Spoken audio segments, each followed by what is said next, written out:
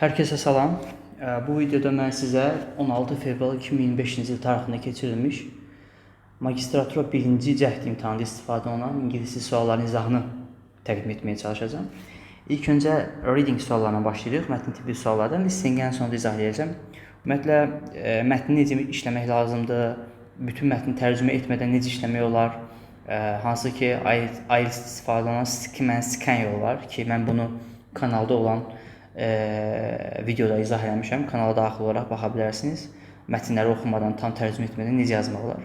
Ona görə də həmin üslubu yenidən bir də izah eləməyəcəm. Vaxtımız getməsin. Həmin üslubu sadəcə tətbiq eləyəcəm. Sizlə bir yerdə inşallah.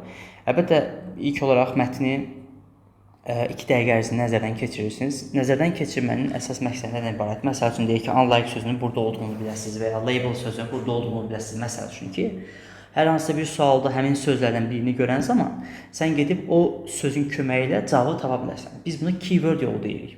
Bəs keyword nədir? Açar söz, yəni mətndə minimum bir, maksimum 2 yerdə olan bir söz tapmaq lazımdır, gənclər.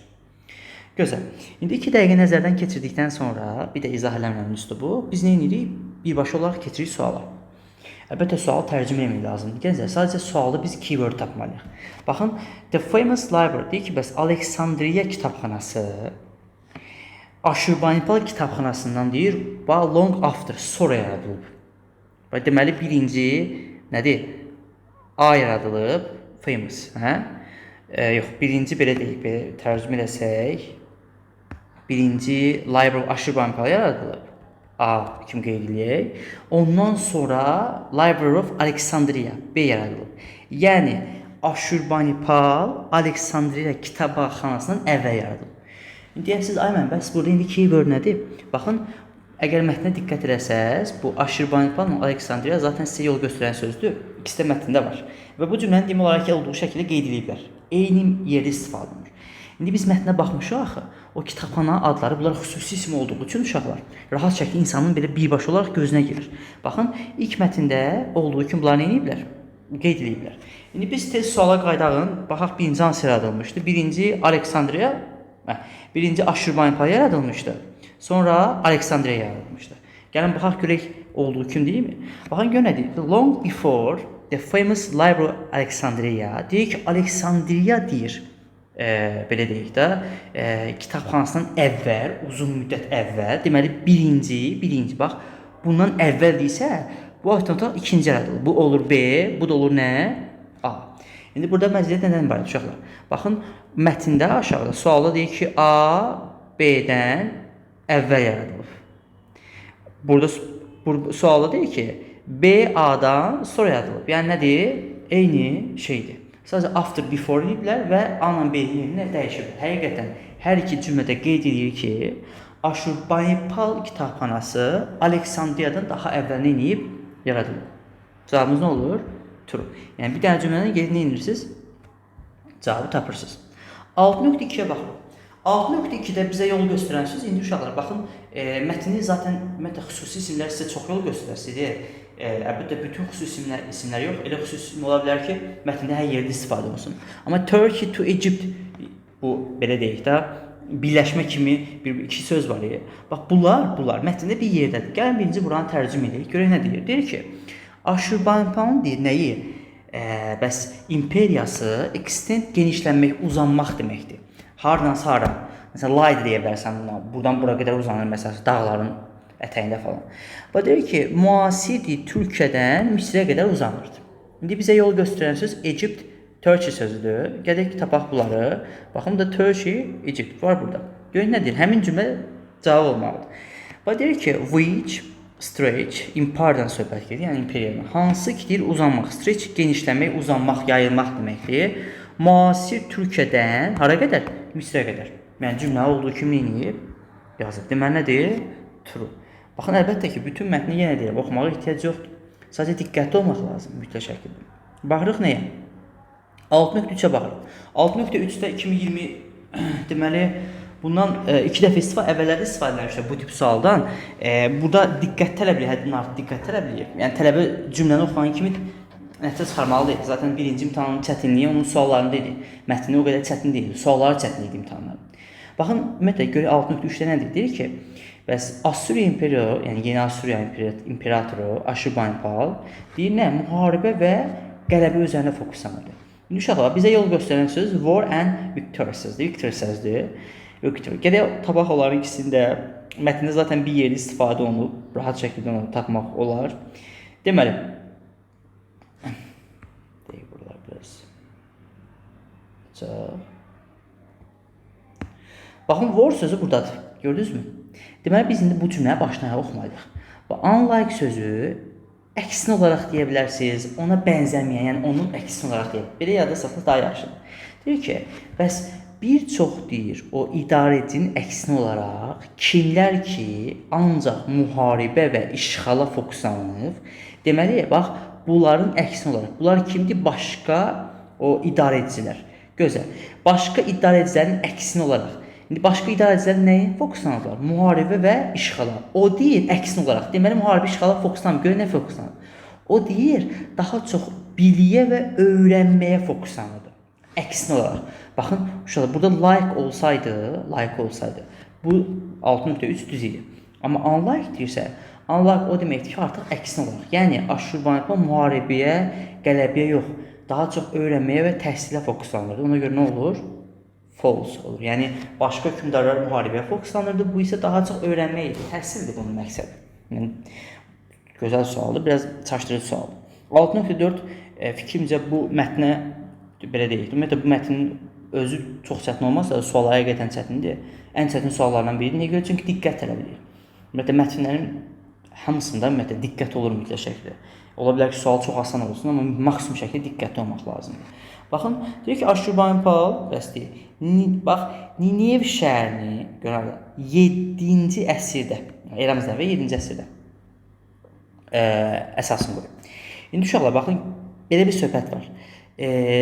Bu cümlə əslində 7-ci əsr söhbətindən tapmaq olar. Şəhərə görə də xüsusi isimdə olduğu kimi yazırlar burada. Gəlin tapaq. Baxaq. Dəqiqə. Biz buraları təmizləyək. Gözəl. Baxın, olduğu kimi burada qeyd olunub. It was established 7-ci əsrdə. Bax, gördünüzmü? İndi uşaqlar, baxın, oradakı cümlədə nə deyir? Deyir ki, orada. Nə deyir? Baxın. Deyir ki, 6.4-də Ninev şəhərini 7-ci əsrdə əsasını qoyub. Gəlin bura baxırıq. Baxın, burada deyir ki, it was established bax, 7-ci əsrdə əsası qoyulub. Harda deyir? Ninev şəhərində. Uşaqlar, Ninev şəhərində burada deyir, əsası qoyulub. Deməli, nəyinsə əsası qoyulub. İndi bu it söz nəyə bəzləyir? Əlbəttə ki, nə? Aşurbanipal nəyi? Kitabxanası. Deməli, uşaqlar, söhbət nədən gedir? 7-ci əsrdə Ninev şəhərində Aşurbanipal kitabxanasının əsası qoyulub. Məsəl üçün deyirəm ki, the bag is expensive. Sonra deyirəm ki, it is black. Oradakı it söz nəyə əvəzləyib? Bəqi əvəzləyib də. Burada da it söz nəyə əvəzləyib? Kitabxana əvəzləyib. Əslində 7-ci əsrdə əsası qoyulan nə idi uşaqlar? 7-ci əsrdə əsası qoyulan kitabxana idi. 7-ci əsrdə əsası qoyulan şəhərin özü deyildi. Burada deyir şəhərin əsası qoyulub. Şəhər uşaqlar daha əvvəl əsası qoyulub. Çox qədim şəhərdir, daha əvvəl əsası qoyulub. Ona görə nə olur? False. Çox gözəl sualdır və diqqət tələb edir uşaqlar. Davam edək. 7-ci sualda heç də o çətinliyi belə deyək də digər suallara baxanda az qalmır. Həqiqətən gözəl suallardan biridir. Ümumiyyətlə bu 5 tipli suallarda biz nə demişdik? Demişdik ki, bu mətn standart mətnlərdə belədir. Hər hansı bir paragraf olur və ya belə deyək də istənilən bir mətnə bodylər olsun. Biz bodynin başlanğıcında o fikirlə bağlı məlumat veririk. Buna topic sentence deyilir adətən və ya introduction yuxarısında da ola bilər, fərqi yoxdur. Əsasən bodylərdə, paragrafların başında olur. O iki cümlə, ilk 1-2 cümlə. Bunlar bir-birinə əlaqəli olur və bütün paragraf haqqında adətən məlumat verir uşaqlar. Amma bu qədərlə bunu böyütməyə ehtiyac yoxdur. Mən sizə 2 dənə cümlə deyəcəm, bundan başa düşəsiniz. Bu mən izahda demişəm. Məsəl üçün deyirəm ki, mən xəstələnmişdim, nöqtə bitdi. Sonra deyirəm ki, su içmişdim. Mən çoxlu soyuq su içmişdim. Baxın, xəstələnməyin səbəbi nədir? Çoxlu suyun içməsi, yəni soyuq su içməsidir. Yəni biz 2 dənə elə bir cümlə tapmalıyıq ki, bunlar bir-birinə əlaqəli olsun. Yəni əslində 5-ci paragraf hansı cümlə ilə başlayır deyirsə, sən 5-ci paragrafını gedib 2-ci gələn, ondan sonra gələn 2-ci cümləyə Və ya ən belə düzdür, bu çox istifadə olunmur. Ondan sonra gələn maksimum 3-cü cümləyə baxmalısan uşaq. Bu bunun qaydasıdır. İkinci və ya maksimum 3-cü cümləyə eləməlisən, baxmalısan. Çünki bu bunun qaydasıdır. Çünki birinci və ümumiyyətlə cümlələr bir-birinə əlaqəli olur.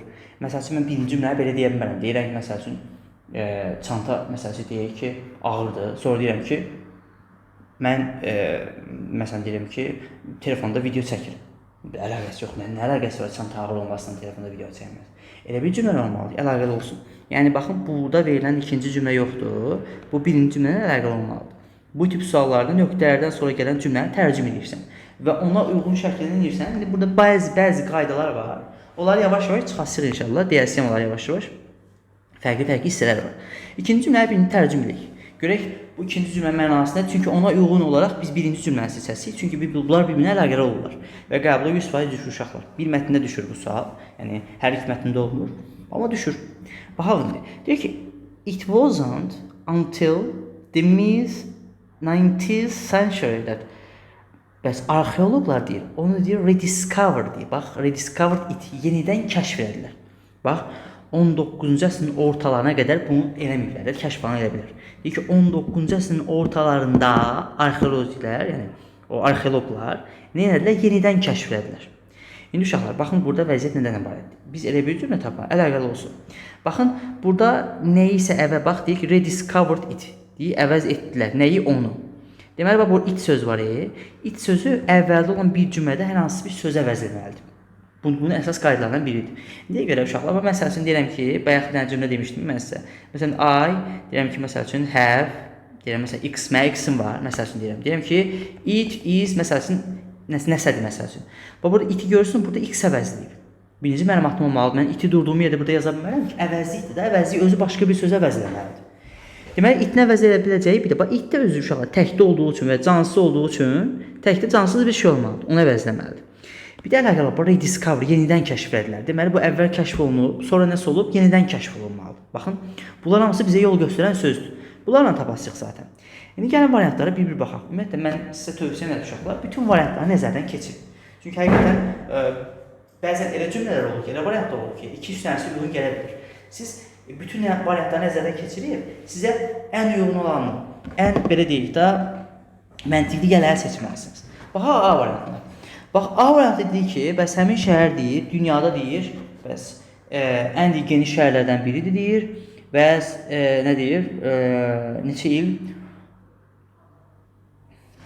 Bəs 50 il deyir, bəs o Civil War-da, yəni belə vətəndaş müharibəsinin periodunda da acı bir tarixi var, yəni keçib, belə deyək də, əlaqəsi yoxdur uşaqlar. Yəni burada artıq belə deyək də, düzdür, itinə əvəz edə biləcəyi bir şey var, largest city deyə bilərsən. Amma yenə də o rediscover deyirik orada. Rediscover yenidən kəşf etmək deməkdir. Burada məsəl üçün bu Ninev şəhərini məsələn deyə bilərdik ki, torpağın altına qaldı, bastırıldı falan filan, hemen taladılar, pis vəziyyətə qoyublar. Qum falan gəldi, onu örtdü. Sonra bunu 19-cu əsrin ortalarında yenidən kəşf etdilər. O zaman düz deyə bilərdiniz, amma indi əlaqəsi yoxdur A variantının.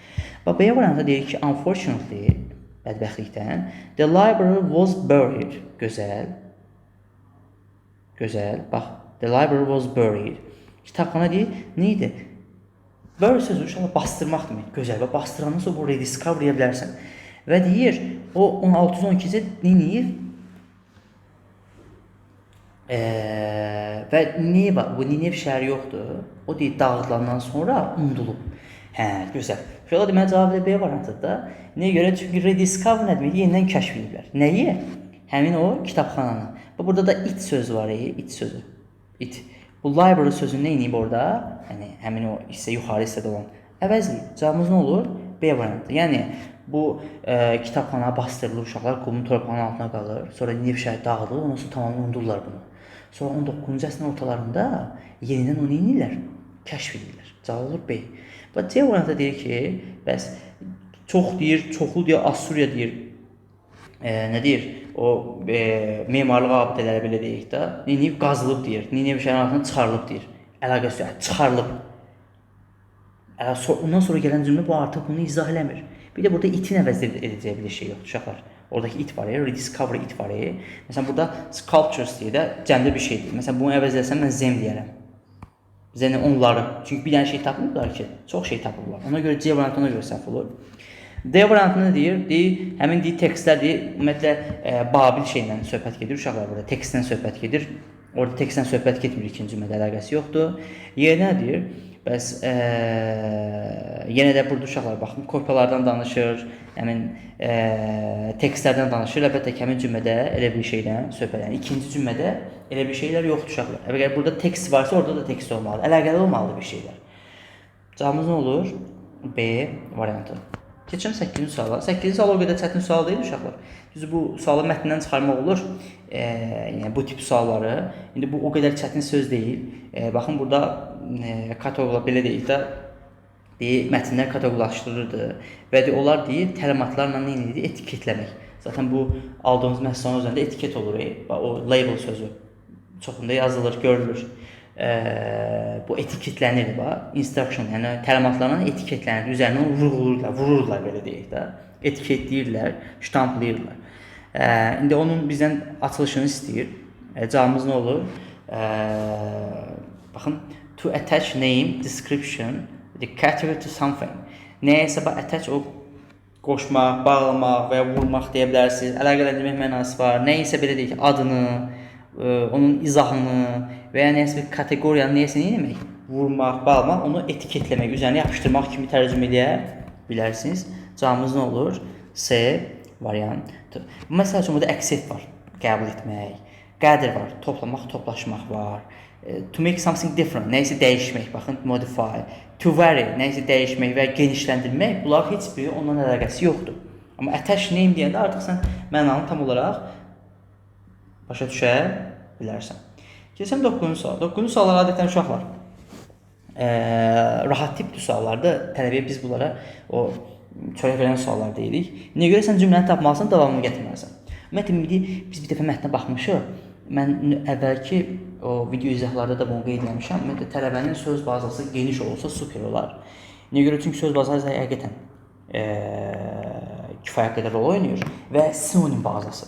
Ki bir sözün sinonimini mütləq şəkildə öyrənmək lazımdır ki, məsəl üçün birazdan deməli sizin izahlayanda görəsiniz ki, sinonim nə qədər qarşınıza çıxır. Və məsəl üçün burada aim sözü var. İndi aim sözü nə isə istəməkdir, məqsədi qoymaq kimi tərcümə edə bilərsən. Bunun isim forması olaraq uşaqlar isim forması aimdir, purpose'dır və ya məsələn point deyə bilərsiniz. Sonra məsəl üçün ambition sözü bunun sinonimidir. Goal sözü var, object sözü var. Bunların hamısı məqsəd deməkdir. Və intention deyə bilərsən. Hamısı bu bilinən məqsəd kimi, istək kimi deyə bilərsən. Desire də deyə bilərsən burada, dream də deyə bilərsən, nisbi sinonim kimi bir problemi yoxdur.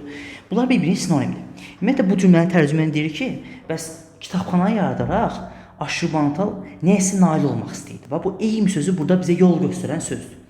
Bunun da sözlərini uşaqlar burada, baxın, goal sözü var, məqsəd. Gözəl. İndi gələm indi mən sinonim bilsəm, tələbə tez yadınızda ayda bax, aim sözünün sinonimi goal idi. Library orada bizə yol göstərir. Onların bir istifadə olunduğu bir yeri var burada. Mən gedib bundan tapa bilərəm. Belə bir şey var bu uşaqlar burada. Gör nə yazır? Deyir ki, his goal bu kitabxana yaratmıyor uşaqlar burada deyənlərdə. Onun məqsədi to preserve. Preserve qorumaq deməkdir, saxlamaq deməkdir. To keep, to maintain, to preserve. Nəyini? Wisdom of ancient world. O qədim dünyada olan hər şeydə müdrikliyi, o belə deyək də məlumatları, hər şey qorumaq üçün bu. Nə etmişdi? Kitabxana yaratmışdı. İndi uşaqlar, orada deyir ki, kitabxana yaratmaqda məqsədi nə idi? Gəlirəm bura.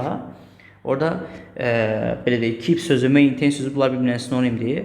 To keep the knowledge of nə? Ancient world. O qədim dünyanın o wisdom sözü burada knowledge-lə sinonim götürürsən, knowledge-lə. To keep, maintain bunlar bir-birinin sinonimidir. Protect deyə bilərsən buna təxmin olaraq bir problem, preserve deyə bilərsən bir problem yoxdur, təxmin olaraq sinonimdirlər. İngilislər bunu sinonim kimi götürdülər, bir problemləri yoxdur. Həqiqətən o kitabxana yaratmağın məqsədi nə idi? Keçmişdə olan o belə deyək də o məlumatları, o hər şeyi də qoruyub nə etmək idi? Saxlamaq idi. Cavabımız nə olur? Y variantı. 10-cu sual belə deyək də çox çətin suallardan biridir. Ümumiyyətlə bəlkə də magistr tarixinə düşmüş çətin suallardan biridir bu. Həm açıq olması, həm də bir-iki yerdə biraz belə deyək də diqqətli olmaq lazımdır. Ona görə tələbələrin çoxu bu suala səhv yazmışdılar. Baxırıq birinci suala. Baxın, deyir ki, hansı məşhur deyə işləyir? Aşurbanipal deyə kitabxanasında tapılıb. İndi hansı məşhur, ümumiyyətlə hansı deyəndə uşaqlar yadda saxlayın. Whatdan sonra, whichdən sonra isim gələndə sizdən spesifik olaraq ya adını soruşur, ya onun nəyisə bir göstərən bir şeyi soruşur. Məsələn, what car desəm mən, what car. Hansı maşın deyirəmsə, sən deməlisən ki, BMW ya da Audi. Yəni adı deməlisən də, vurğulamalısan, daha spesifikləşdirməlisən. Hə? İndi burada hansı məşhur işləyirsə, gözəl. Bir dəfə biz bir nəzərdən keçirmişik mətni. Gəlirəm mətnə baxıram, mətnin bir yerində gözəl. Deməli, burada zaten bu xüsusi isimdir deyə rahat şəkildə insanın gözünə girir. Baxın, burada deyir ki, bəs orada nə tapıblar? Bir də baxın, the found nəyi? Qılqamış, bu belə deyək də, epik əsərini tapırlar. İndi burada sual verir, hansı deyə əsər deyə burada tapılıb deyir. Əlbəttə ki, nə olur? Qılqamış. Yəni bu sualın cavabı var. Bir düzdür. İkiyə baxırıq. What writing system deyəndə, bəs hansı yazı sistemindən istifadə olunurdu? Əlbəttə ki, bu da rahatdır. Niyə görə? Çünki writing burada bizə yol göstərən sözdür. O da bir yerdə istifadə olunur zaten. Başqa heç bir yerdə istifadə olunmur. Deməli, mən o sistemi sizə göstərim. Biraz burası. Gözəl.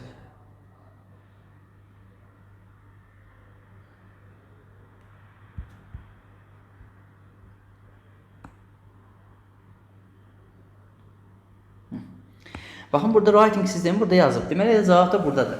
Və orada da uşaqlar, writing sistemi bizdən adını soruşur. Gör nə deyir? Burada cuneiform. Cuneiform. Bəs həmin deyir, bütün yazılar, tabletlər falan cuneiform. O belə deyək də, dili deyə, sistemi deyə, onunla yazılırdı. İndi sual verir ki, bax, bu yazır, sonra vergi qoyur. The writing system of the time. Yəni, həmin vaxtın nəyi? O, belə deyək də, yazı sistemi, həmin vaxtın yazı sistemi. Deməli, bu hissə bunun fe'li sifəti kimi belə deyək də, ya da fe'li sifəti onun izah edici, təyin edicisi kimidir. Bəs həmin vaxtın yazı sistemi hansıdır? Cuneiform. Deməli, həmin vaxtın yazı sistemi hansı idi? Cuneiform. Deməli, 2 də nədir? Düzdür. 3-ə baxıram. Nə üçün deyir uşaqlar? Bax, Aşurbanipal deyir, ən erkən, ən əvvəl yaranmış kitabxana formalarından biri hesab olunur. Burada zaten ən çətin sual uşaqlar budur. Yəni, sual olaraq ən çətin budur. Niyə görə? Çünki bunun cavabını tapmaq çətindir. Əlbəttə, yenə keyword yoluna getsəm, an early form of library sözü hissəsi var ya, burada görürsünüz. An early form of library sözü bizə yolu göstərən sözdür. Çünki onu olduğu kimi yazıblar mətndə. Gözəl. Baxın, deməli, baxın, an early form of library system. Gördünüz mü? İndi bax, burada nə üçün soruşur? Görün, burada nədir? Deyir ki, tekstlər kataloqlaşdırılmışdır, etiketlənmişdir. Nə etiketlənmişlər? Baxın, instruction və onların hamısını, belə deyək, təlimatlarla, belə deyək də, etiketləndiyinə görə həmin deyir, nə? Kitabxana ən erkən kitabxana sistemlərindən biri hesab olunur. Niyə görə uşaqlar? Çünki o vaxtda sistem yox idi də. Bunlar ilk dəfə olaraq kataloqlaşdırıblar mətnləri, kataloqa düzüblər, etiketləyiblər. Sistem də bunlar özü. O vaxtda bu sistem yoxdur. Bunlar bunu tətbiq eləyiblər ilk dəfə. Ona görə for their return ən erkən sistemlərdən biri. İndi sual verir, nə üçün erkən? Çünki hər şey kataloqlaşdırmışlar. Hər şey etiketləmişdilər. Ən çətin suallardan biri uşaqlara budur. Cavabımız nə olur? 1, 2 və 3. Ya da saxlayın, burada əvvəlki mətnlərdə demişəm mən. Heç vaxt maksimum yəni 3 dənə cavab olur. 3-dən artıq cavab çıxa bilməz. İndi digərlərinə baxaq. Baxın uşaqlar, bu 2025-in ikinci qəbuludur. Burada how many tipli suallar var idi. Əslində ən asan suallardan biridir. Bax, how many of the clay tablet sözü var. Əslində orada clay tablet sözünü vurğuluyur ha. Onlarla neçəsə bir rəqəm var orada, vurğuluyur.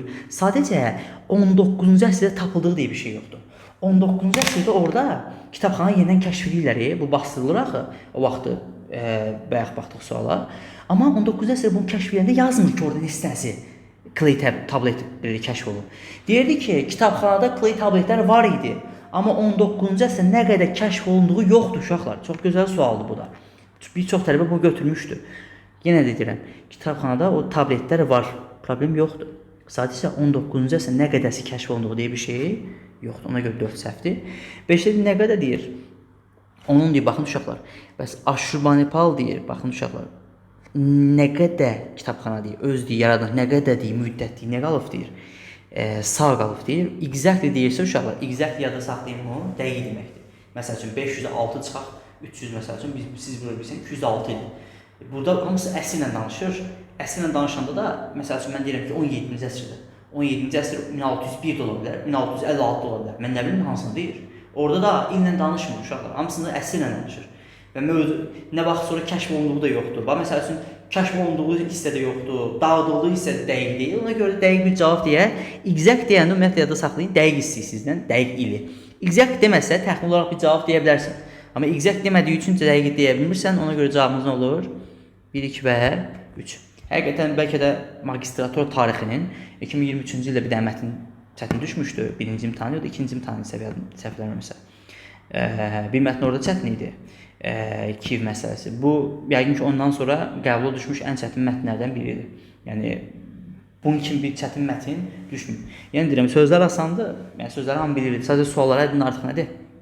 Çətin idi həqiqətən. İkinci mətn birə nisbətən biraz daha rahat idi. Daha yaxşı tapmaq olur cavablar. Baxa 11.1-ə. Ümumiyyətlə uşaqlar 11.1-də yenə eyni qaydanı tətbiq edirik biz. Keyword qaydasını mən bu cümləyə baxan kimi, bax burada mənə yol göstərən söz uşaqlar. Salarda uyunu gölü, bu ümumiyyətlə hər yerdə bundan var. Mənə yol göstərə bilməz uşaqlar. Məsələn, burada da var, yuxarıda, hər yerdə var da. Burada mənə yol göstərən söz uşaqlar, baxın, o around the world sözü görürsünüz. Və ya there are a few places, more places, like. Onun kimi a few sözünün mənası çox deməkdir. Yəni düzdür, kifayət qədər kimi tərcümə edir bəziləri, çox kimi nəzərdə tutun. Deyir ki, salarda uyğunu kim gölü? Çox göl var dünyada. İndi gəlirəm bu uşaqlar, baxın, belə bir şey var. Diqqətlə baxın. Bax, sözü görürsünüz burada, like sözü də burada vurğulayıblar. Deyir ki, unlike. Unlike nə deməkdir uşaqlar? Unlike nə deməkdir? Bəs bənzəri yoxdur deməkdir. Ondan fərqli olaraq deməkdir uşaqlar. Yerdəki başqa yerlərdən fərqli olaraq. Yəni bu o deməkdir ki, ondan azdır və ya yoxdur da. Yəni unlike nə deməkdir? Heç yoxdur deməkdir da. Əksinə olaraq. A few sözü isə a few sözün mənası çox deməkdir. Orada sualda deyir ki, bu göl kimi göl çoxdur, amma mətndə deyir ki, unlike, yəni ondan fərqli olaraq.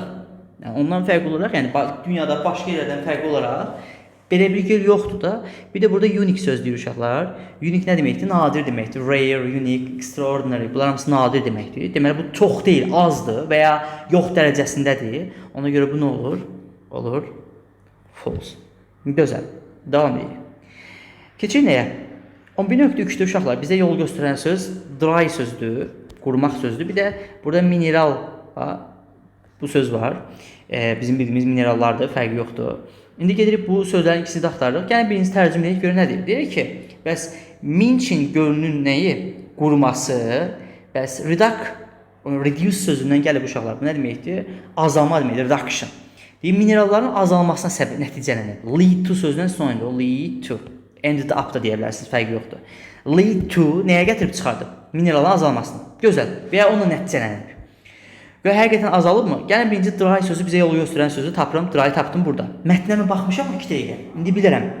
Harda təxmin olaraq cavablar. Gözəl. Baxın uşaqlar, gör nə deyir? Deyir ki, bax quruyandan sonra leaving behind, arxasında deyir thick, qalın deməkdir uşaqlar. Bilsən cavab buradan da çıxara bilərsən. Heç bunu bilməsən belə mineral sözü sənə yol göstərən sözdür. Rich collection nə deməkdir uşaqlar? Çoxlu orada collection toplantı yığıntısı qoydu özündən o arxasında. Çoxlu deyil nə qoydu öz arxasına? Mineral qoydu. Gözəl. İndi rich deyirsə uşaqlar, rich zəngin deməkdir. Zəngin olan bir şey də, yəni çox olan bir şey də azala bilməz axı, amma burada nə deyir? Reduction-a gətirib çıxart. Demək bu nədir? Səhv uşaqlar əlbəttə. Olur nə? False. Mətndə deyir, çox qalın qat qoydu arxasında, burada deyir ki, azalmaya gətirib çıxart. Əlaqəsi yoxdur. 11.3-də mənə yol göstərən söz sea level sözü. Çünki mətndə bir yerdə var uşaqlar. Bu rahat sualdır. Cümlədə demək olar olduğu kimi yazıblar. Sadəcə biraz diqqətli olmaq lazımdır. Deyir, salarda uyunu gölü dəniz səviyyəsindən aşağıda yerləşir. Below aşağı deməkdir uşaqlar. Gəlirəm bura. İndi sea level bizə yol göstərən sözdür. Baxıram bura. Bura yazıb above. Below aşağı deməkdir. Above yuxarı deməkdir. Bunlar bir-birinin əlbəttə ki antonimidir. Sinonim ola bilməz. Ona görə nə olur? Olur nə? false. Yenə deyirəm uşaqlar, bu keçən mətndə demişdim. Ya cavablar 3 dənə false, 1 dənə true olacaq. Ya 3 dənə true, 1 dənə false olacaq. Ya da 2 dənə true, 2 dənə də olacaq false. Yəni 4 dənə true, 4 dənə false ola bilməz. İndi 3 dənəsi false-sa, avtomatik 4-cü nə olacaq? True. Gəlin sübut edək bunu həqiqətən. Deyir ki, güzgü effekti nə vaxt baş verir? Suyun üzü deyir, yəni bu duz təbəqə belə deyək də, duz qatı var. Bu duzlu göl axı, duz qatının üzərində olan üzəri sulla örtüləndə güzgü effekti baş verir. Burada bizə yol göstərən söz mirror effekti, yəni güzgü effektidir. Gedib onu tapırıq, olduğu kimi var mətndə. Baxın uşaqlar. Deməli,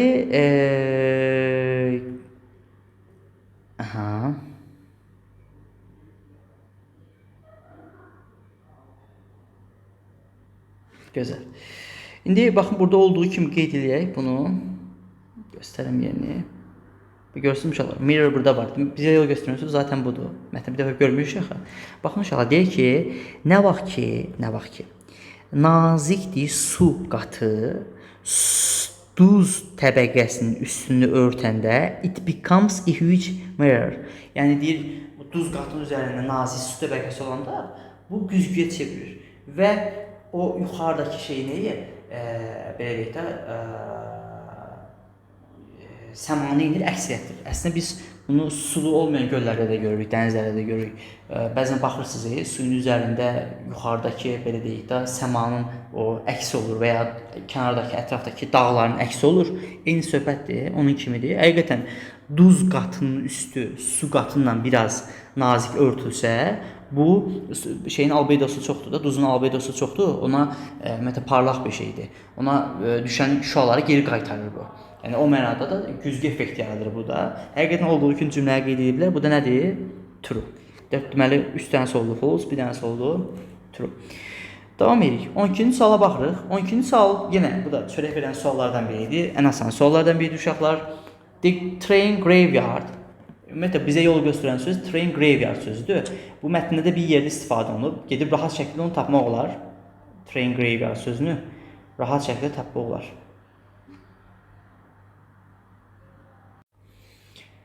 Gedib train graveyard sözünü tapağın. Uşaqlar, baxın, train graveyard sözü buradadır. Olduğu kimi, gör nə yazıb bax. Train graveyard, grave o qəbir deməkdir uşaqlar. Bu da qəbirstanlıq kimi deyə bilərsiniz. Deməli, bu nədir? Sözün mənası nədir? O qatar qəbirstanlığı. Deyir ki, haradakidir? Qəbristan haradakidir? Köhnədir qatarlar have been abandoned. Yəni, tərk edilib uşaqlar. İndi bax, tərk edilibsə, deməli, biz bunu nə edirik? İstifadə etmirik. Cavabımız nə olur? A place with disuse nə? Trains. Bəs istifadə olunmayan qatarlarla dolu nə? Bir dənə yer. Cavabımız nə olur? Y variantı. Gələm 13-cü suala. 13-cü sualda uşaqlar, bizə standart şəkildə bir sual soruşur. Bu 2025-də də bu tip sual istifadə olundu, ikinci qəbulunda da. Burada da yenə keyworddən tapmaq olur. Baxın, gör nə deyir? Nə üçün deyir? Bu gölə, yəni Uyuni gölünə getmək, yəni səyahət etmək üçün bəs düzgün vaxtı belə deyək də, seçmək vacibdir. Yəni düzgün vaxtda, doğru vaxtda getməlisən. Burada time sözü bizə yol göstərən sözdür. Çünki mətndə time sözü bir yerdə istifadə olunur. Gələm time sözünü tapmağa. Baxın, görürəm ki, burada timing sözü var. Timing deyir ki, bəs zamanlama nədir? Vacibdir. Crucial sözü, important, essential, core, bunlar bir-birinə sinonimdir. Vacibdir. Görək niyə görə? Cümlə oxumaq lazımdır.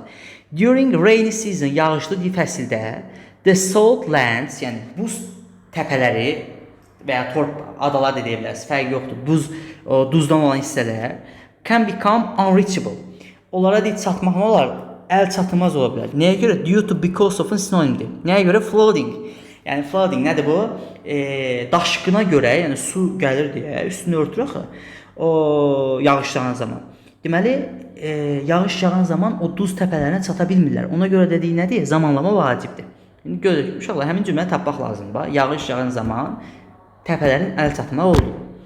Bax, the salt flats become covered with ice. Buz deyir. Orada yağışdan söhbət gedir, əlaqəsi yoxdur. There might be too many tourists deyir. Bəs bəzi aylarda çoxlu turist ola bilər. Orada bir şey yox idi, ümumiyyətlə əlaqəsi yoxdur. Güzgü effekti yox idi, ümumiyyətlə orada əlaqəsi yoxdur. Deyir nədir? Salt flats may become difficult to reach. Ora çatmaq nə ola bilər? Duzlu, belə deyək də, torpaqlara çatmaq nə ola bilər? Çətin nə vaxtdır?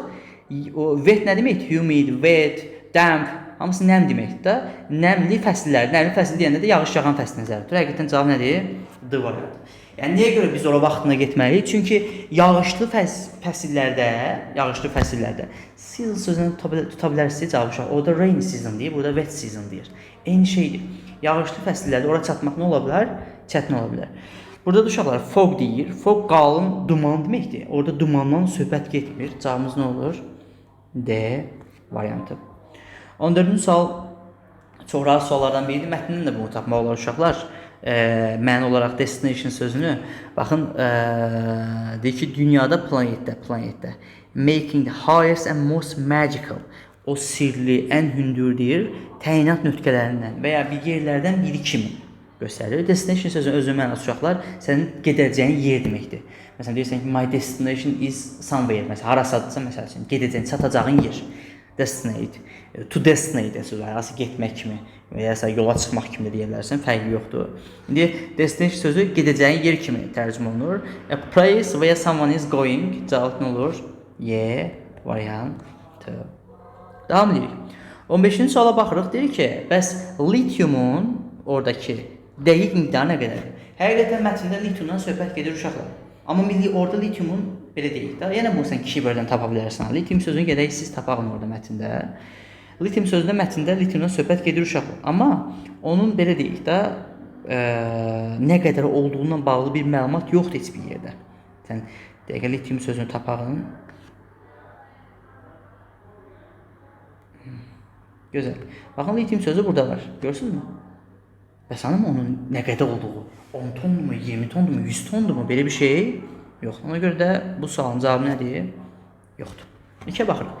Deyir, nə üçündür Uyuni gölü iqtisadi olaraq vacibdir? Economical sözü bizə yol göstərən söz uşaqlar. Həqiqətən mətndə var o söz. Bir dəfə gör. Baxın görürsünüzmü? Keyword sizə nə qədər yol göstərir. Niyə görə? Çünki baxın biz mətnin çox hissəsini tərcümə eləməmişik zaten. Bir-iki də yeri tərcümə eləmişik. Bir var ki, mətnin hər yeri tərcümə edirsən. Bir də var ki, mətndə ancaq sənə lazım olan yerləri tərcümə edirsən. Gözəl. İndi economical sözü buradadır. Gözəl. Görək, nə üçün iqtisadi olaraq vacibdir? Bax, deyir ki, the salt is also used. Deməli, gözəl. Bax, bu cümlədə, bax, this has made, bu deyir, regionu deyir, iqtisadi olaraq vacib edir. Deməli, bundan əvvəl gələn cümlə, bu nəyə əvəzləyir? Bax, bu lazımdır bizə. Orada deyir ki, nə üçün vacibdir? Görək, nə üçün vacibdir? Bax, deyir ki, orada nə var? Deməli, bax, gözəlliyi, sonra litiumun mənbəyi, sonra çoxlu bateriya istehsalında lazım olan minerallarla doludur. Bu da həmin yer, yəni onun gözəlliyi, litium, bir də nə?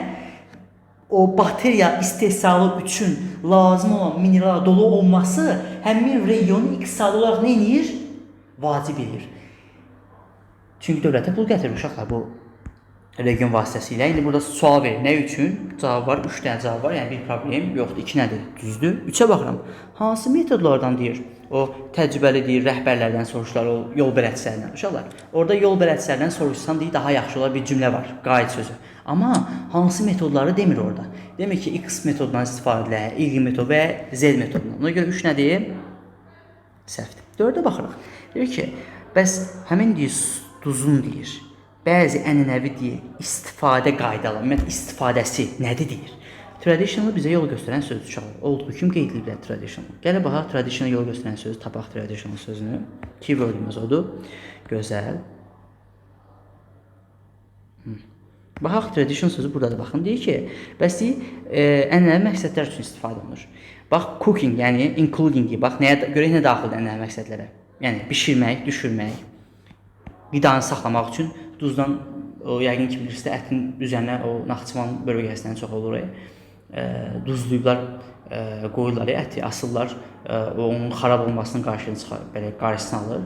Həm də daha uzun ömürlü deyir, həm də onu qışda yeyirlər. Yəni baxın, bir də o miçələrdən falan uzaq saxlayır. Baxın, burada diqqət eləsəz, həqiqətən preserving food, yəni duzu ənənəvi olaraq ərzağı qorumaq üçün, bir də ev tikmək üçün istifadə edirlər. Yəni daş kimi evləri tikmək üçün istifadə edirlər. Bax, 3 bişirmək, ərzağı qorumaq, ev tikmək.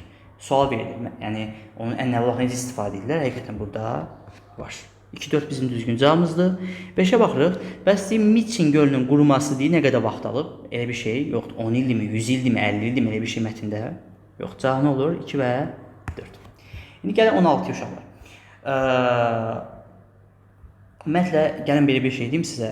Bu tip suallarda bizim o qısa-qısa, balaca-balaca dərslərdir, bunlar qrammatik dərslərdir. Bizdə short answers dərsi var, qısa cavablar, short answers. Bir də neither do I ya da so do I deyə bir dərs var. Buna sizdə gəlin belə bir şey deyib, belə, yəni bunu short answers elə də deyə bilərsiniz. Neither do I, so do I, qısa cavablar. Yəni hansısa bir fikir qısa olaraq cavab verirsən. Bir də bizdə tag question dərsi var. O da seçmə suallardır. Ümumiyyətlə bu dərslərin hərəsi ayrı-ayrı izah edilməlidir. Biz buna çox fokuslanmayasıq. Bizim əsas işimiz nədən ibarətdir? Fərqi yoxdur uşaqlar. Bax, istəyir short answers dərsi olsun, yəni qrammatik cəhətdən, istəyir tag question olsun, fərqi yoxdur. Əgər dialoqdursa, qayda bir dənədir. Təsdiq olmalıdır, təsdiq, inkar olmalıdır, inkar. Yəni istəyir cümlənin sonunda sual olsun, nöqtə olsun, fərqi yoxdur. Təsdiq olmalıdır, təsdiq, inkar olmalıdır, inkar. Yada saxlayın bunu. Təsdiq olmalı, təsdiq, inkar olmalı, inkar. Normalde uşaqlar, baxın, məsələn deyirəm, I speak, məsələn deyirəm English. Nöqtə qoyursam mən buna, normalde don't I deməliyəm. Bu tag question'da belə olur. Bura təsdiqsə, bura inkar olmalı, bax. Dalbadal gəlir cümlələrə, görürsünüzmü? Cümlənin sonunda sual var. Amma burada fikir versəz, dialoqdur. Yəni alt-alta gəlir. Fikirlər təsdiqlə cavab verirsən, inkarla cavab verirsən. Və ya tag question olaraq eyni bildirilir. Yəni dialoqda qayda budur. Bunu yadda saxlayın. Ona görə mən hələ ki çox dərinə getmirəm, çox vaxtımız getməsin. Deməli təsdiq olmalı, təsdiq, inkar olmalıdır, inkar. Ümumiyyətlə istəyir tag question olsun uşaqlar, istəyir belə deyək də short answers olsun. Burada iki dənə şey əsas diqqət edirsən. Yuxarıdakı cümlənin təsdiq və ya inkar olmasına baxırsan, bir də yuxarıdakı cümləyə hansı sual, yəni sözün köməkçi sözlə sual verməyə baxırsan. Yəni sənə verilən cümləni hansı köməkçi feillə suala çevirərsən. Baxın, mən birinci yuxarı cümləyə baxıram. Yuxarı cümləyə baxdım, gördüm yuxarı cümlə təsdiqlədir. Deməli, dialoq olduğu üçün aşağı cümlə nə olmalıdır? Təsdiqdə olmalıdır. Ona görə bax, bu səhvdir, inkarlar səhvdir. Gözəl. İndi yuxarı cümləyə baxıram, görəm hansı cümlə, hansı köməkçi feillə bu cümləni suala çevirirəm. Baxıram, görüm spread söz var. İndi uşaqlar, spread sözü, yəni sualın gözəlliyi də buradadır. Spread sözdür, cut sözdür, let sözüdür. İngiliscə çoxlu feillər var ki, bunlar qaydasız feillərdir. Və bunların uşaqlar indikisdə, keçmişdə eyni olur. İndi qayıdın mənə sual verə bilərsiniz. Ay müəllim, bəs mən hardan bilim ki, bu cümlə bu feil indiki zamandadır, yoxsa keçmiş zamandadır? Baxın uşaqlar, bax, aktyorun şöhrəti. Burada iki dənə isim yan yana gəlibsə, ortada söz önü yoxdursa, bax, iki dənə isim, fərqi yoxdur, 10 dənə isim yan yana gəlsin uşaqlar. Əgər ortada söz önü, yəni of olsun, in olsun, fərqi yoxdursa, həmişə sonuncu isim əsas isim olur. Fame sözü şöhrət. Şöhrət sözü üçüncü şəxsin təkidir uşaqlar. Yəni mən bu itlə əvəzləyə bilərəm. Aktyorların şöhrəti nəyi? Adı, sanı, şöhrəti. Əgər üçüncü şəxsin təkidirsə, itdən sonra nə gəlməlidir? Feil, plus olmalıdır s. Ya da s olmalıdır, fərqi yoxdur. Yəni, əgər üçüncü şəxsin təkidirsə, indiki sadə zamandadırsa, ondan sonra, məsələn, deyirəm ki, it goes deyirəm. Bax, it go demirəm ki, it goes deyirəm. Amma z nə deyirəm? Go deyirəm. Bax, gördüyünüz görə z nə? Cəmdədir. Amma she'dir, he'dir, itdir, üçüncü şəxsin təkində. Feil əgər üçüncü şəxsin təkindədirsə, belə deyək də, indiki zamandadırsa, she'dən, he'dən, itdən sonra gələn feil nə olmalıdır? Üçüncü şəxsin təkində. Bu qaydasıdır. Üçüncü şəxsin təkində, belə deyək də, şəkilçisi nədir? S ola bilər, S ola bilər, ES ola bilər, fərqi yoxdur. S olsun. İndi bu spreadin sonunda S yoxdursa və ya S yoxdursa, deməli, bu feil indiki zamanda deyil. Çünki indikdə olsa, bu nə olardı? Spreads olardı. Amma spreads deyil. Deməli, bu keçmiş zamandadır uşaqlar. Və biz bunu bilirik ki, məsələn, go-nun keçmiş zamanı nədir? Went. Məsələn, mən itdən sonra went yaza bilmərəm artıq. Niyə görə? Çünki keçmiş zamanda, sən heç bir, belə deyək də, sözə S artıra bilməzsən. Keçmiş zamanda olan feil, şəxsi zamanda kəmiyyətə görə dəyişmir. İndiki zamanda olan dəyişir, gələcək zamanda olan dəyişmir. Yada saxlayın bunu. Gözəl. İndi uşaqlar, nəyə diqqət edirik biz burada? Baxın, deməli, bu indiki zamanda deyil. İndiki zamanda olsaydı S olardı. İndiki zamanın köməkçi feil nədir? Do-dur ya da nədir? Does-dır. Bu şeyə görə dəyişir də. Cümlənin, məsələn, Z ilə cümlə versən, do olasıdır. Hi ilə, şi ilə versən, does olasıdır. Deməli, do, does olan variantlardan çıxırıq. Do, does çıxırsan, cavabına qalır Y variantı. Bu qədər sadə. Yəni, spread sözü uşaqlar burada keçmişdədir deyə dillə cavab verməlisən. Çox gözəl suallardan biridir. Dimin əslində bu testin olduğu kimisi var. Orada letdən istifadə edib, bir də katdan istifadə edib. Dimin kitabında, tezə test kitabında olduğu kimi var, işləmişdik. Ensi gəlib düşmüş demək olar. Gələm 17-ci sual uşaqlar. 17-ci sualda bu 16-cı sualı istəyirsiniz bir dənə o şey olaraq qeyd edeyim sizə. Bu tag question'dır ümumiyyətlə və ya deyim ki, qısa cavabdır. Bunun təxmini olaraq bir məğzini bilin. Bu son qəbullarda çox istifadə olunur uşaqlar. Bir də əslində bura hissəyə baxsaz bəs hissəsidir. Gəlin belə bir şey deyim bax sizə. Məsələn mən burada 2 dənə cümlə yazıram. Məsələn yazıram ki, I standart sadə cümlə yazıram. Caught, məsələn deyək ki, the fish. Mən balığı nə edirəm? Kəsirəm. I caught the fish. Demək uşaqlar, bax, belə bir söhbət. Mən həmişə tələbələrə deyirəm ki, həmişə bizə nə edirlər? Cümlənin sonuna burada sual qoyurlar. Ya da deyirək ki, I caught the fish yazıram. Yenə vergül, ya nöqtə olur və ya heç nə olur burada, və ya heç nə olur. Və mən həmişə tələbələrə deyirəm. Bizdən nə istəyirlər? Bizdən buradakı cümlələri istəyirlər, bax. Mən həmişə tələbələrə deyirəm ki, əgər baxsan görsən cümlənin sonunda sual varsa, ya da saxla. Bura təsdiqsə, bura inkar olmalıdır. Bura inkarsa, bura nə olur? Təsdiq, bu bunun qaydasıdır. Yəni bir əks olur. Əgər burada cümlənin sonunda, yəni mən burada cümlə yazsam, bax bu hissəyə cümlə yazsam uşaqlar, bunun qaydası belə olacaq, bax. Deyirsən ki, indi bu daha dərinə girməyək, ərizə dərsi keçərik inşallah onu. Birinci köməkçi feil gəlməlidir. Köməkçi feilimiz, bax bu cümlənin köməkçi feili nədir? Cut burada. İndi sən bilmirsən burada indiki zamandadır, keçmiş zamandadır mı? Bilmirsən. Çünki cut'ın indiksi də keçmişdə eynidir. Sən bura don't I-da deyə bilərsən. Didn't I-da deyə bilərsən. Fərqi yoxdur. Bax, indiki zamanda olanda bu köməkçi feil do olur. Bura təsdiqsə bura normaldır, inkar. Don't olur. Mübtədanın olduğu kimi yazırsan. Don't I. Və ya burada indi cut'ın keçmiş zamanda olanda bunun köməkçi feil did olur. Təsdiqsi inkar olur, didn't olur. Mübtəda olduğu kimi yazsan olur I. Bu olur bizdə uşaqlar tag question. Tag question. Bir də bizdə qısa cavablar mövzusu var. Qısa cavablarda uşaqlar cümlənin sonunda sual olmur. Ya nöqtə olur, ya da heç nə olmur. Burada heç nə olmur. Onda təsdiq olur, təsdiq, inkar olur nə? İnkar. İndi qısa cavablar bu cümlə təsdiqlədirsə, biz buna, indi mən bunu əlavə dərs kimi inşallah paylaşacağım videosunu. Təsdiqdə biz 4 dənə şeylə cavab veririk. So-dur, to-dur, also-dur, as well-dir. Məsələn, so-la cavab verəndə so gəlir. Sonra gəlməlidir köməkçi feil. Fərqi yox, sən burada did də yaza bilərsən, do da yaza bilərsən. Niyə görə? Çünki burada cut'ın kim olduğunu, hansı zamanda olduğunu bilmirsən. Mübtədanı dəyişmirsən. Məsələn, yazırsan ki, məsəl üçün burada we. Bu qədər sadə. Yuxarıda mübtəda eyni qalır, aşağıda isə dəyişmir. Hə, dialoq olan deyilsə, dialoq olan deyilsə, istəyir cümlənin sonunda sual olsun, istəyir nə olsun? Nöqtə olsun, fərqi yoxdur. Təsdiq olmalı, təsdiq inkar olmalıdır. İnkar. İnşallah indi biz bunu test üzərində mən sınavlar paylaşacağım. Orada görəsiniz, ətraf şəkildə başa düşəsiniz. Video izahını da paylaşacağım. Çox belə vaxtımız getməsin. Davam edirik. Keçək 17-ci sual. 17-ci sual uşaqlar, bu bizim çox rahat suallardan biridir. Biz bunu zaten sinifdə soruşmuşduq tələbələrdən. Bu sözləri soruşurduq. Əzbərləmiş tələbələr Dimin öz kitabında da bu tipli testlər həqiqətən çoxdur. Lexical testlərdə və logical testlərdə bundan çoxlu istifadə olunur. Çox rahat testdir. Sadəcə biraz tərcüməyə ehtiyac var. Bir də sizə onu biləndə kifayət edir. Bax, görürsünüz, yenə də sizə onun məsələsi burada uşaqlar vacib rol oynayır. Deməli, deyir ki, now the road, bəs deyir, yol deyir, 10 metr idi uşaqlar deyir. Enliyi. Təxminən 10 metr idi. İndi 15 metrdir. Baxın uşaqlar, əvvəl 10 metr olur. İndi 15 metrdirsə, deməli onu nə edib? Bəs onun nə edib? Enliyi artıb. Enliyi artıb. Gözəl. İndi deməli genişlənib uşaqlar bu, artıb genişlənib. Bizə nə lazımdır? Bizə də genişlənməsi lazımdır. Gözəl. İndi baxaq testə. Diqqətlə qulaq asırıq. Diqqətlə qulaq asırıq. Baxın, bu deyir ki, enlargedir, expanddir, extenddir, widen deyə bilərsən, broaden deyə bilərsən. Bunlar hamısı bir-birinə sonra, bax, bir-birinə bir-birinə sonra deyir. Retain sözü saxlamaq deməkdir. Bax, əvvəl 10 idisə, indi də 10 qalıbsa, buna retain deyəsidik. Yəni, əvvəl kimi qoruyub saxlayıblar.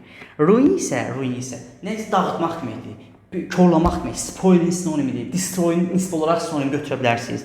Amma bunu genişlənir, bax, enlarge, expand, extend, widen, broaden, bunlar hamısı sinonim. Bax, bir dənə sözü biləndə 5 dənə sinonim bildiniz. Cavab olur 1 və 2 variantı. 18-ci suala baxın. 18-ci sual uşaqlar. Mən bu tələbələrə bu sualın eynisini, bir dənə burada cümlələri fərqlidir, yəni sözlər fərqlidir. Eynisini imtahandan əvvəlki mən bütün bölmələrə quiz işlədirəm. Orada istifadə eləmişdim bundan. Gəlib eynisi düşmüşdü. Çox rahat testlərdən biridir və mənim PDF-imdə də qayda olaraq var. Deməli uşaqlar, burada nəyə diqqət edirsən? Bu əvəzliklərin istifadə olunma qaydasıdır. Gələn belə bir şey deyim bax sizə. Ümumiyyətlə ingilis dilində bax everydir, no'dur, törəmə əvəzlikləridir. Bunlardan sonra off gələ bilməz uşaqlar. İndi burası siz azərdə qeyd azır off deyə bir şey yoxdur. Bunlardan sonra off gələ bilməz. Görən kimi çıxırsan. Yəni sən birə bax, birə A-nı yaza bilməzsən, birə Y-ni ilə bilməzsən, yaza bilməzsən. Bunu yada saxlayın. Sonra baxıram, ümumiyyətlə əvəzlik işləyəndə tələbənin baxa biləcəyi, yəni baxmalı olduğu 3 dənə şey var. Birincisi ismə baxmalıdır. İkincisi feilə, yəni xəbərə baxmalıdır, təkdə cəmlədir. Üçüncüsü isə, yəni tapa bilmədisə, off-a baxmalıdır ki, hansı off-la olur, hansı off-la ola bilməz. İndi uşaqlar, nə edirik baxın? Bax, görürəm ki, burada həz sözü xəbər təkdədir. Tələbə bilməlidir ki, bu. Biz bunu, mən PDF-də də qeyd eləmişim uşaqlar, mən PDF-də də var. Oldu, samdı, fərqi yoxdur, many deyə bilərsən burada. Bunlardan sonra off gəlsə, sonra cəmsim gəlsə, yəni cəmsim gəlsə, xəbər nə olmalıdır yenə? Cəmdə olmalıdır. Yəni sən all of the books deyirsən, kitabların hamısı deyirsənsə, bu cəmdədir də deməli. Some of the books deyirsənsə, hamısı nə olmalıdır? Cəmdə. Deməli, bir də C də ola bilməz, D də ola bilməz. Bir də hansı uyğun gəlir? B. Each bir demək. Ümumiyyətlə, eachdir, everydir, one'dır, another, another söz var, another'dir. Bunların xəbəri həmişə təkdə olur. Bunu yadda saxlayın. Each, one, every, another. Bunların həmişə xəbəri nə olur? Təkdə. Bir də nə olur?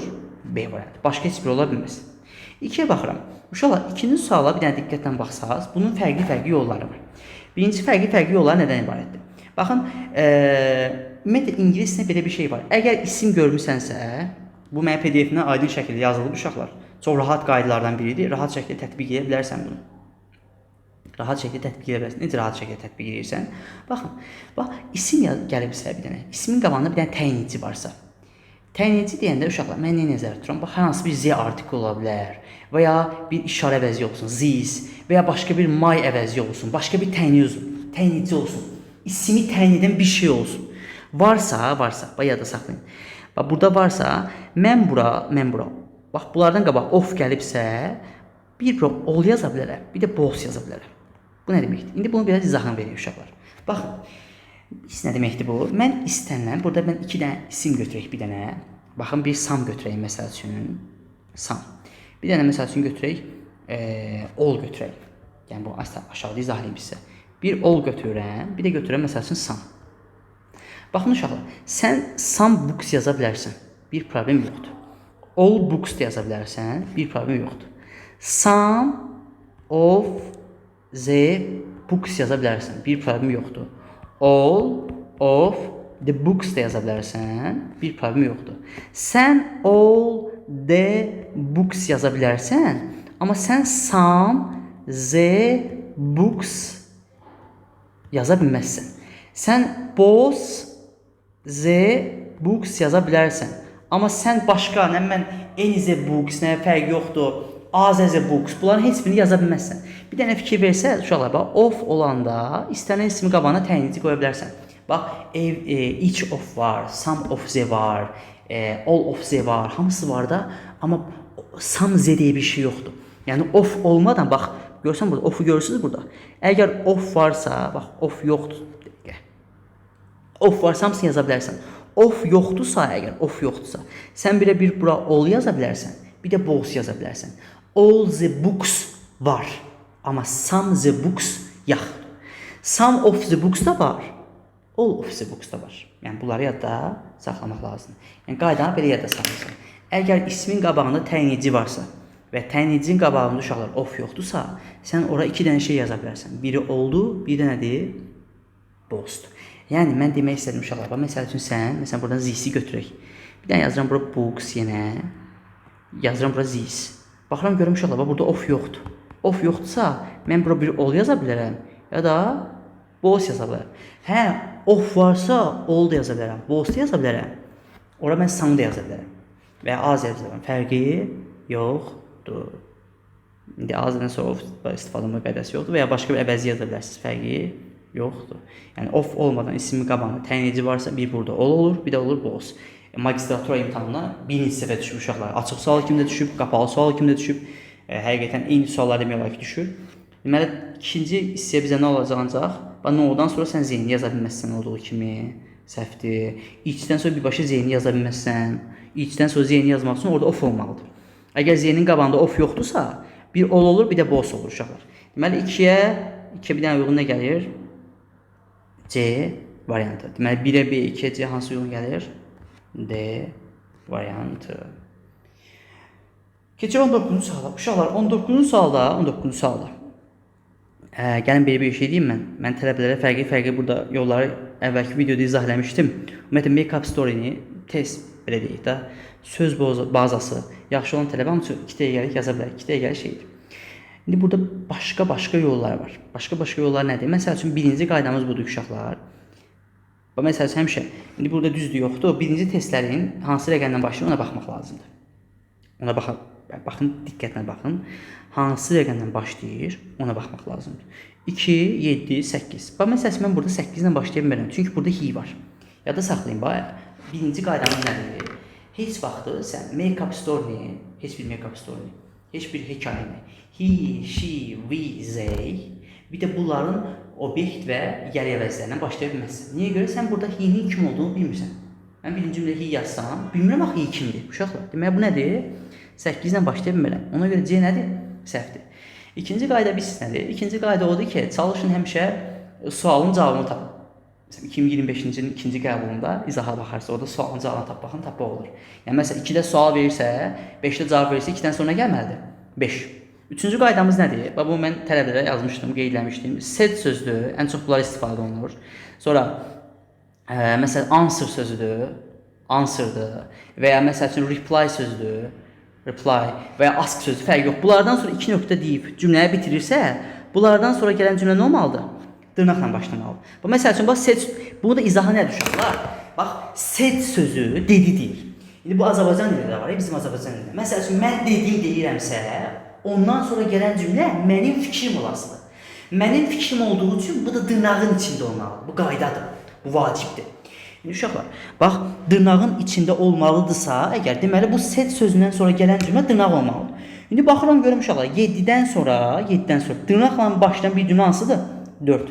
7-dən sonra gəlməlidir? 4. İndi variantlara baxıram. A-da 7-dən sonra 4 gəlmir. C-də 7-dən sonra 2 gəlib, 4 gəlmir. D-də 7-dən sonra 4 gəlmir. Y-də 7-dən sonra 4 gəlmir. Cavab nə olur? B variantı. Bu qədər. Bir dənə qayda bilməklə cavab əldə edib. Ona gedirəm uşaqlar. Qaydalar həqiqətən sizə kömək edir. Bir də məsəl üçün, burada belə bir qayda var ki, sən çalış həmişə zaman bildirən sözlərlə başla. Məsəl üçün, bizi bir var idi, bir yox idi və ya soyuq bir qış günü idi falan filan. Hikayə Azərbaycan necə başlayır? Elə başlayır. Yəni, siz də çalışın zaman bildirən sözlərlə başlayır.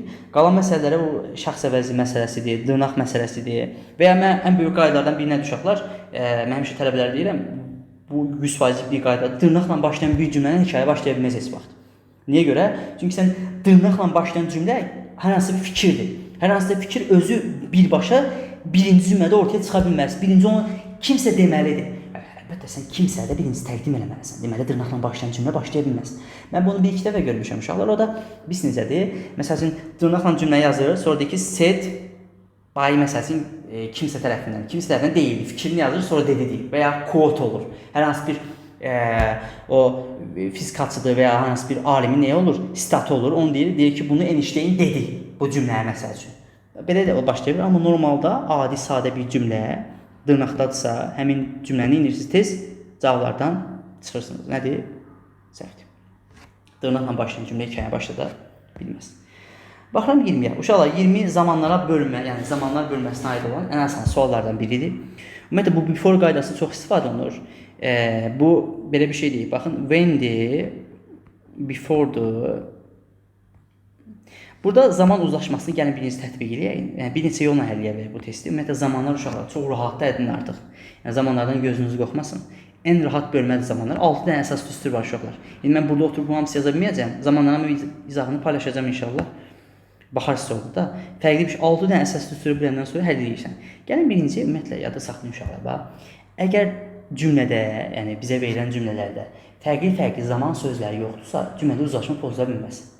Yəni zaman sözləri nə deməkdir uşaqlar? Yəni zaman zərfləri. Məsəl üçün birinci cümlədə tomorrow yazıb, ikinci cümlədə yesterday yazıb. Daha əlbəttə ki, yesterday keçmiş sadə zaman zərfidir. Tomorrow gələcək. Burada uzlaşmanı sən gözləyə bilməzsən. Amma baxıram görürəm burada zaman zərfi yoxdur. Zaman zərfi yoxdursa, bunu yadda saxlayın 100%. Orada uzlaşma heç vaxt pozula bilməz. Bir dənə since-də uzlaşma pozulur. Yəni since bağlayıcısında. Yəni mən hamısını ətraflı şəkildə dərin dərsi deməyəcəm. Gəlin belə bir şey eləyək. Məsəl üçün burada has indiki zamandır. Retard keçmiş. İndikidən keçmiş uzlaşa bilməz. Məsələn, has indikidir. Retard keçmiş. Uzlaşa bilməz. Sonra məsəl üçün baxıram burada indiki gələcək problem yoxdur, keçmiş problem yoxdur, keçmiş problem yoxdur. Qalırsınız belə problem olur. İki dənəsimiz variant olaraq çıxdıq. Sonra belə bir qayda var uşaqlar. Gəlin bunu mən sizə yazım, rahat şəkildə həll edə bilərsiniz. Baxın, ən böyük zamanın, ən böyük düsturlardan biri nədir? Bu düsturdur bax. Bu bütün burada zaman bağlayıcılarını yazıram. When'dir, before'dur, till'dir, until'dir. İndi sonra belə bir şey deyək. Zaman bağlayıcı hamısını yaza bilərsiniz. By the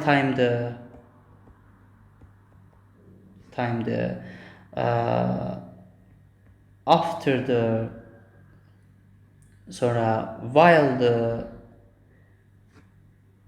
Baxın uşaqlar. Bu zaman bağlayıcılarını, bunlardan sonra gələn cümlə biz deyirik budaq cümlə. Budaq cümlə, bunlardan əvvəl gələn cümlə deyirik biz baş cümlə. Ümumiyyətlə, belə bir qayda var ki, budaq cümlədə sən iki dənə zaman heç vaxt yaza bilməzsən. Biri keçmiş deyilmi, bir dəqiqə. Biri gələcəklərdir. Gələcək. Biri bitmiş zamandır. Baxın uşaqlar, budaq cümlədə, yəni sən before yoxdur, before görürsünüz burada. Bundan sonra gələn cümlə budaq cümlədir. Sən orada gələcək zamanı, bitmiş zaman yaza bilməzsən. Bax, bu bitmiş zamandır, bu da nədir? Gələcək zaman. Cavab bir dənə qaldı. A variantı. Yadda saxlayın. Bir dənə bitmiş zamanın burada istisnası var. Hansıdır? O da after'dır uşaqlar. After yeganə zaman bağlayıcısıdır ki, bir dənə o yadda saxlayın ki, ondan sonra keçmiş, bitmiş gələ bilər. İndi 6 dənə düsturdur, bunları qeyd eləməyəcəm. Amma məsəl üçün həmişə mən tələbələrə belə öyrədirdim. Baxın, bu bitmiş zamanlarda when before, baxın, bitmiş zamanlarda when before by the time-in düsturu eynidir.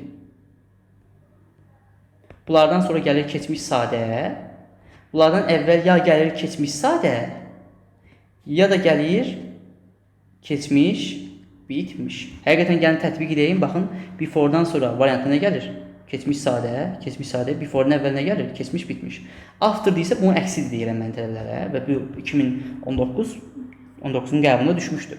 After'dan sonra bu əksidir. Baxın, yuxarıda when, before, by the time yoxdur. Ümumiyyətlə, before, when, bunlar qəbula indiyə qədər 7-8 dəfə ən azı düşüblər. Yəni. Standart qaydadır. When, before, by the time yoxdur. Bunların, baxın. When, before, by the time. Bunların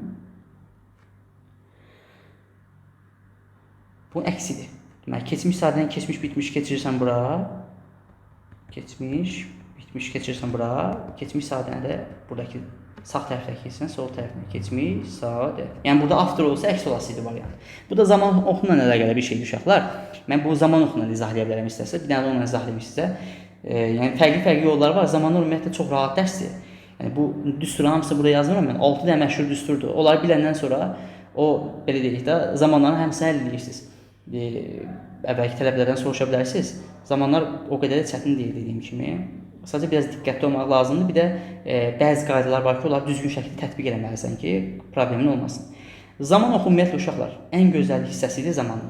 Zaman oxunu başa düşürsənsə, sən zamanları rahat şəkildə həll edə bilərsən. Çox rahatdır. Baxın, gəlin bir dənə zaman oxununa bağlı bir şeydir. Ümumiyyətlə ingilis dilində belə bir şey var. İstənilən zaman oxununda belə bir şey var. Baxın. İstənilən zamanın bitmiş zamanı, yəni məsəl üçün keçmiş, bitmiş zaman onun keçmiş sadə zamandan əvvəl gəlir. Bunu yada saxlayın. Nə deməkdir bu? Bax, bu gələcəkdə də belə. Gələcək bitmiş zaman gələcək sadədən əvvəl gəlir. İndiki bitmiş zaman indiki sadədən əvvəl gəlir. Yəni zaman oxununda birinci həyatımızda, məsəl üçün bizim həyatımızda birinci olmalıdır keçmiş bitmiş zaman, sonra olmalıdır keçmiş sadə zaman. İndi baxıram bu cümlədə 2 dənə hərəkət var. Bax. Nədir hərəkətin biri? Hərəkətin biri budur ki, Norton uşaqlar. Bax, Nortonun nəyi var idi? Biznesi var idi, yaxşı biznesi. Nə? O retire, yəni Pensiya çıxmayan, təqaüdə çıxmamışdan əvvəl. İndi iki dənə hərəkət var bu burada. Bir, biznesin olmasıdır. Biznesinin olmasıdır. İki, təqaüdə çıxmasıdır. Təqaüdə çıxmasıdır. İndi özümüzü beynimizdə biz qururuqdur. Birinci bu hansı hərəkət baş verir? Birinci biznes olub. İndi birinci baş verən hərəkət nə olmalıdır? Keçmiş bitmiş. Deməli birinci hissə nə olmalıdır? Biznes hissəsi olmalıdır nə? Keçmiş bitmiş. Ondan sonra gələn hərəkət nədir? Pensiya çıxmasıdır. Birinci biznes olur, sonra pensiya çıxır. Ondan sonra gələn hərəkət nədir? Keçmiş sadə olur nə? Pensiya çıxması. Bu da olmalıdır nə? Retire. Həqiqətən bax fikir verin. Bax bura olub keçmiş sadə, bura olub nə? Keçmiş bitmiş. Bu sadəcə bunda deyil, bütün bitmiş zamanlarda da belə uşaqlar. Gələcəkdə də, indikdə də, keçmişdə hamısı belədir. Yəni zaman oxunu bilən bir tələbə zamanlarda səhv eləyə bilməz.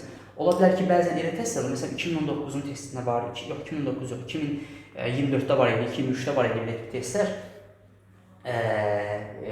Belə deyək də zaman oxunan eləsən daha gözəl olur. Hətta indi demin bəzi testlər var ki, orada sən 3 dənə variant çıxırsan, artıq 2 dənə hissə qalanda bilmirsən. Sadə yazasan və ya bitmiş yazasan, burada zaman oxuna müraciət edəndə rahat şəkildə tapa bilərsən. Yəni bir çətin bir şey yoxdur. Bu zaman oxu məsələsini başa düşün. Hər bir zamanın bitmişi onun sadəsindən əvvəl gəlir uşaqlar. Cavabımız indi burada nə olacaq? A variantı. İndi keçir listening suallarına. Ümumiyyətlə bu listening qəbula düşmüş ən çətin listeninglərdən biri idi. Əslində listeningin özünün belə deyək də sualları o qədər çətin deyil. Listeningin nəyi çətindir?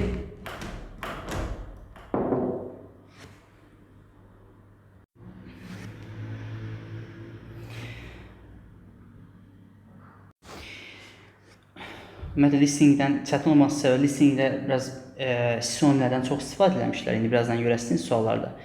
Bir də listeningin özündə biraz çətinlik var idi, yəni deyilişində, səslənməsində çətinlik var idi. Ümumilikdə biraz ortadan daha ağır listeningdir. Okey, bir baxaq listeningin özünü, yox, transkript üzərindən baxacağıq inşallah. Bir baxaq suallara. Birinci sualda bizdən o insanın öz xəttini, yəni yazı xəttini, belə deyək də, daha geniş, daha böyük hərflərlə yazmasını, bizə insan haqqında nəyi dediyini soruşur. Yəni bir insan əgər geniş hərf, böyük hərflərlə bir belə deyək də tekst yazırsa, həmin insan xarakteri adətən necədir? Bunu large handwriting sözündən olduğu kimi, yəni keyword olaraq istifadə edir. Mətndə olduğu kimi deyir bunu. Burada large handwriting sözündən sonra deyir ki, outgoing. Baxın, uşaqlar, outgoing sözü normalda düzdür bizim danışığımızda, biz onu çox istifadə olunmur və kitablarda da əslində çox yoxdur. Sadəcə biraz daha yüksək səviyyə sözdür əslində. Sadəcə biz çox istifadə edirik. Məsələn, onun əvəzinə social sözünü istifadə edirik. Yəni, outgoing yəni belə deyək də daha çox sosial, daha çox hər şeyə yeniyə açıq bir kim deyə bilərsən. Özündən də tutmaq olar əslində bunu. Yəni cəmaət bütün tələbləri social sözünü axtarırdı. Outgoing sözünü özünü axtardı, amma baxın burada sociable sözünü əvəzləyiblər onu. Cavabımız olur A variantı. Reserved bu saxlanmış deyirlər və eyni şeyə baxan kimi dedik, eyni şeyi dəyişdirməyən kimi deyirlər, fərqi yoxdur. Özü inanlı, introvert hamı bilir, özünə qapanan, conservative də əvvəlki adət-ənənələrini saxlayan kimi tərcümə olunur. Cavabımız olur A variantı. Görürsünüzmü? Baxın, sociable sözünü outgoing söz. Düz bizim kitabımızda bu söz var. Sinonim olaraq esse kitabının sonunda sinonimlərdə bu qeyd olunur. Sociable sözünün sonu outgoing söz olaraq qeyd olunur. Yəni həqiqətən sinonimlər sizə çox kömək edir. Keçirik ikinci suala. İkinci sualda uşaqlar, bu messy handwriting sözünün olduğu kimi zaten qeyd edilir. Yəni o messy sözünün mənası dağınıq deməkdir və ya səliqəsiz yazılır. Kimsə səliqəsiz yazan insanlarda o belə deyək xarakterə necə olur görək. Bu messy handwriting sözünü biz gəlib mətndən tapırıq uşaqlar. Baxın, deyir, sometimes deyir, bəzən deyir, baxın uşaqlar. Deyir ki, bəs messy, o pis yazanlarda deyir, onlar deyir, çox disorganized, yəni organizə olmamış kimi olurlarmı? Yəni çox dağınıq olurlarmı? O da deyir ki, yox deyir. Onlar deyir, ya daha çox kreativ olurlar və daha tez, daha cəld fikirləşirlər. İndi kreativ olması uşaqlar əlbəttə ki, bizim cavabımızda nədir? Onlar nədir? Creative minded, yəni daha kreativ nədirlər? Fikir edirlər. Üçüncü suala baxırıq. Dialoqdan da deyir, aydındır ki, indi neat handwriting sözünü gedib mətndən tapmalıyıq. Neat səliqəli deməkdir uşaqlar. Təmiz də deyə bilərsiniz bunu, həm də tidy sözünün sinonimidir. Neat sözünü tapmaq lazımdır. Əlbəttə ki, bu səslənən zaman tələbə mütləq şəkildə keyword olaraq altına xətt çəkib qulağını həmin sözlə izləməli idi ki, həmin sözü tapan zaman cavabda nə olacaq? həmin hissədə qeyd olunacaq. Gözəl. Neat handwriting sözünü tapdıq. Baxın, sual verdik ki, bəs bu elə insanlara əlaqəlidir ki, həmin insanlar o detallara daha çox yönəlir və disiplinlidirlər. Gözəl. İndi baxaq görək hansı variantda detallar və disiplin söz var uşaqlar. Baxın, neat handwriting onlar daha çox nədir? Detallara daha çox fokuslanırlar. Cavabımız nə olur? Elə C variantı. Dördüncü suala baxırıq. T sözü, yəni T səsi burada bizə yolu göstərən sözdür. Deyir ki, bəs high cross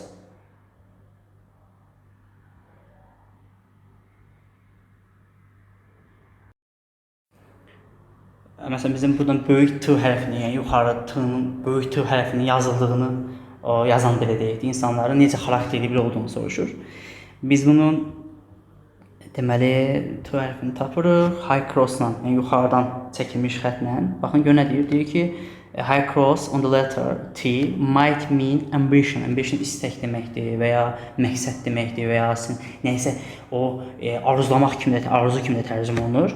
Demək, ambition o istəyi, məqsədi kimi tərcümə edə bilərsiniz. Bizə həmin cümlənin belə deyək də definition lazımdır ya da sinonimi lazımdır. O da olacaq əlbəttə ki, nədir? Sense of nə? Purpose. Purpose da həqiqətən ambition nə idi? Sinonim, yəni olduğu kimi qeyd olunur. Yəni deyirəm, sinonimlər həqiqətən çoxlu, dəhşət çoxlu oynayırlar. 5-ə baxırıq. Deyir, hansı sualın deyir, cavabı var. A variantında deyir ki, handwriting deyir, insanın deyir, moodunu, vəziyyətini necə deyir, reflekt edə bilər. Əlaqəsi yoxdur, ancaq xarakterdən danışır. B variantında deyir ki, nə üçün bəzi insanlar deyir, yazıları müddət ərzində, yəni zaman ərzində dəyişir. Əlaqəsi yoxdur, elə bir şey yox mətndə. C variantında deyir ki, Frank deyir, xarakterindən deyir, yazı qabiliyyəti, yəni əl yazısı arasında əlaqə necədir kəşflədi? Əlaqəsi yoxdur. D variantında deyir ki, bəs Marin necə bir əl yazması var? İnşallah cavab D variantında, mətndə də bunu qeyd edir. Deyir ki, məndə ortada bir yerdədir. Gözəl, baxın. Onu bax deyir ki, deyir, mine is somewhere between deyir. Yəni ya tam belə deyək də, səliqəli deyil ya da tam olaraq belə deyək də, o qarışıq, dağılıq deyil. Yəni cavabımız olur nə? D variantı. Y variantında deyir ki, bəs o mədəni faktorlar necə təsir edir handwriting style, yəni üslublarına, əl yazma üslublarına? Əlbəttə ki, bu da nədir? Elə bir şey mətndə yoxdur.